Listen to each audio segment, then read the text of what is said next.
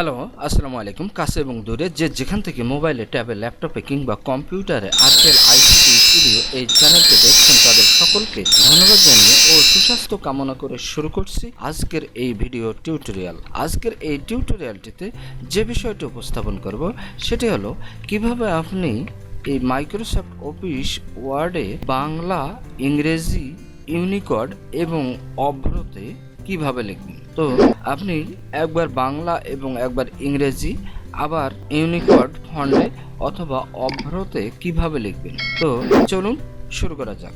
তো আমরা অবশ্যই যখন মাইক্রোসফট অফিসে বাংলা লিখতে যাব কিংবা ইংরেজি লিখতে যাব, এমনকি ইউনিকোড ভাষায় লিখতে যাব অথবা অভ্রতে লিখতে যাব, তখন আমাদেরকে যে সর্বপ্রথম কাজটি করতে হবে সেটি হলো বিজয় 52 এবং অভ্র এই দুটি সফটওয়্যার অবশ্যই ইনস্টল করে নিতে হবে। তো চলুন শুরু করা যাক। তো আমি ইতিপূর্বে বিজয় 52 সফটওয়্যারটি এবং এই অভ্র সফটওয়্যারটি ইনস্টল করে নিয়েছি। তো এখানে দেখুন আমি অনেকগুলো এখানে প্রশ্ন করে লিখেছি।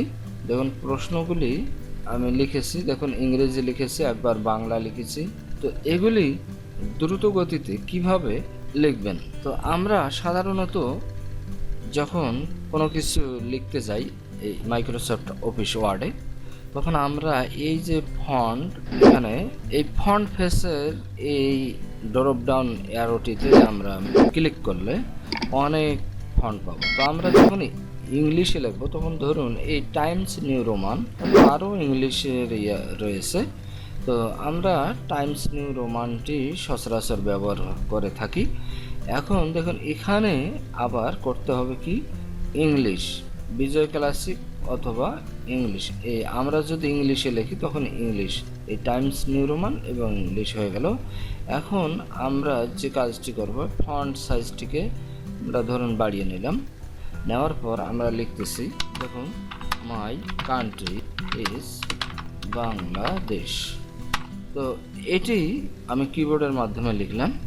এখন আমরা বাংলায় লিখব, বিজয় 52তে কিভাবে লিখব। তো আমরা বিজয় 52 এখানে এসে আমরা কি করব, এই ফন্ট ফেসের এখানে সুতুনি এমজে, এটি আমরা সাধারণত বাংলা ফন্টে ব্যবহার করি।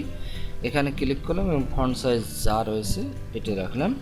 এখন আরেকটি গুরুত্বপূর্ণ বিষয়, এই বিজয় 52-র এইখানে এই ড্রপডাউন অ্যারোতে ক্লিক করলে আমরা বিজয় ক্লাসিক এটি পাবো। এখানে আমরা ক্লিক করব, করার পর আমরা এখানে বাংলা লিখব। দেখুন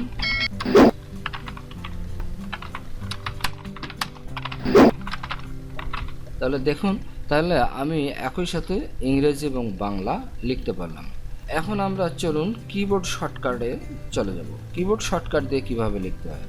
তো এই কিবোর্ড শর্টকাটে লিখতে গেলে আমরা এখানে কিবোর্ড থেকে কন্ট্রোল অল্টার বি, দেখুন কন্ট্রোল অল্টার বি করলাম বিজয় ক্লাসিক, কন্ট্রোল অল্টার বি করলাম ইংলিশ হয়ে গেল।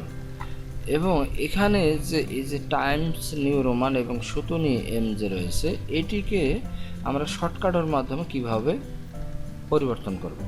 তো এটি করার জন্য আমি পূর্বেই এই যে এখান থেকে দেখুন এই যে কাস্টমাইজ কুইক অ্যাক্সেস টুলবার, এই যে কাস্টমাইজ দ্য রিবন, এখানে আমরা ক্লিক করে এই যে ফন্ট, এই ফন্টে আমরা ক্লিক করলাম। করার পর এখান থেকে আমরা এই যে কাস্টমাইজে চলে যাব, যাওয়ার পর এখান থেকে চলে যাব এই যে ফন্টস, এবং এখান থেকে এসে আমরা চলে যাব, দেখুন এখান থেকে এই টাইমস নিউ রোমান, এবং এখানে আমরা দেখুন কন্ট্রোল টি, আমি ইতিপূর্বে কন্ট্রোল টি শর্টকাট ব্যবহার করলে আমার এই টাইমস নিউ রোমানটি চলে আসবে। তো আমরা এটি এইভাবে যখন আমরা এইটি সেটিং করব তখন কন্ট্রোল টি দিয়ে অ্যাসাইন, আর যখন আমরা সুতুনি এমজে করব, ধরুন সুতুনি এমজে, দেখুন আমি এটি কন্ট্রোল অল্টার এ করেছি, কন্ট্রোল অল্টার এ করলাম। করার পর অ্যাসাইনে ক্লিক করব, করার পর ক্লোজ করে দেব। দেওয়ার পর আমরা এই ওকেতে ক্লিক করলে আমাদের এটি কাস্টমাইজ হয়ে যাবে। তো দেখুন আমি কাস্টমাইজ করেছি, কন্ট্রোল টি চাপলাম, দেখুন টাইমস নিউ রোমান হয়ে গেল, এবং কন্ট্রোল অল্টার এ চাপলাম, দেখুন সুতুনি এমজে হয়ে গেল। এখন এখানে যদি আমি বাংলায় লিখি তাহলে আমার এখানেও এটি পরিবর্তন করতে হবে।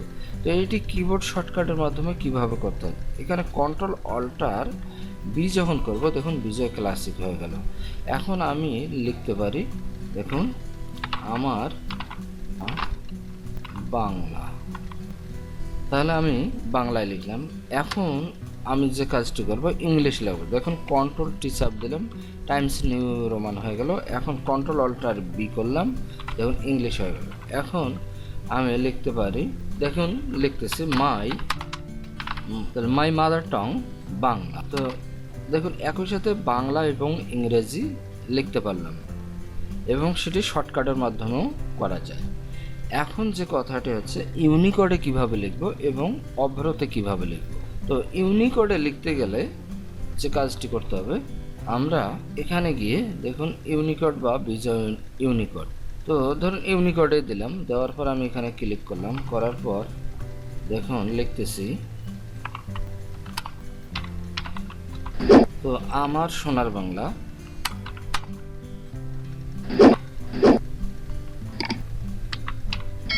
তো আমরা যখন ইউনিকোডে লিখব তখন একার আকার অর্থাৎ আকার রস্বইকার দীর্ঘিকার রস্যৌকার দীর্ঘকার রিফালা একার ঐকার ওকার ঔকার এগুলি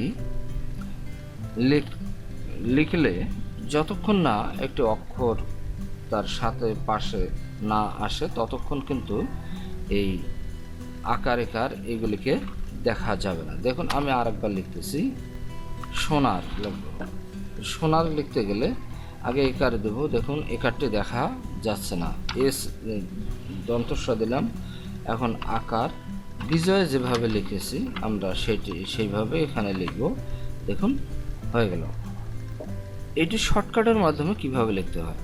তো আমরা কন্ট্রোল অল্টার বি শিখেছি বিজয় ক্লাসিক, এবার কন্ট্রোল অল্টার ভি করে দেখুন ইউনিকোড চলে এসেছে। তো আমরা এই কন্ট্রোল অল্টার ভি করে আমরা ইউনিকোড ভাষায় লিখতে পারি। তো এবার যাওয়া যাক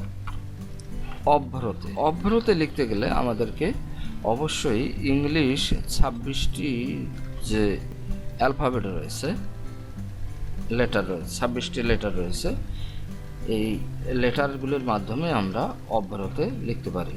তো অভ্রতে লিখতে গেলে আমাদের কি করতে হবে, এখান থেকে এই যে এখানে গিয়ে আমরা বাংলা এবং ইংরেজি এখান থেকে এই যে দেখুন বাংলা এবং ইংরেজি সিলেক্ট করতে পারবো। তো এটি যদি আমরা কিবোর্ড থেকে করি তো সেটি হলো ফাংশন F12, দেখুন বাংলা হয়ে গেল, আবার 12 চাপলাম, দেখুন ইংলিশ হয়ে গেল। তো যেহেতু আমরা অভ্রতে লিখব, F12 চাপ দিয়ে বাংলা ফন্ট নিয়ে আসবো। এখন এ লেখলে স্বরে আসবে, এম লেখলে ম, এ লেখলে আকার, আর দিলে র, আমার। দেখুন আমার, আমি,